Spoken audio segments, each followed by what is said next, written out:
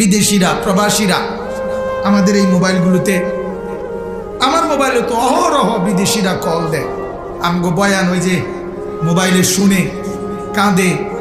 তো বলে, আজকেও এক লোক কাঁদা বলছে যে হুজুর বাড়িতে সবার কাছে বলতে পারি না যে কি কষ্টে আছি, কি পেরেশানিতে আছি, কি অস্থিরতায় আছি জিন্দিগিটা। এজন্য বাজান খাস করে ওই লোক দোয়া চাইছে আজকে, হুজুর আমরা প্রবাসীদের জন্য। উনি অনেক ভালো লাগছে আমার একটা কথাই, ওই লোকটা আজকে দুপুরে মানে 5-7 বার কইছে এই কথাটা, হুজুর আমরা প্রবাসীদের জন্য একটু দোয়া করেন। মানে নিজের জন্য বলেন, একলা বারবার বলছে, যে সবাইকে নিয়ে বলছে আমরা প্রবাসীদের জন্য একটু দোয়া করেন হুজুর, আমরা অনেক বেশি পেরেশানিতে আছি, অনেক টেনশনে আছি, বাড়িতে যাইতে আসতে পারতেছে না, আর্থিকভাবে ওইভাবে টাকা পয়সা মিলাইতে পারতেছে না, কিন্তু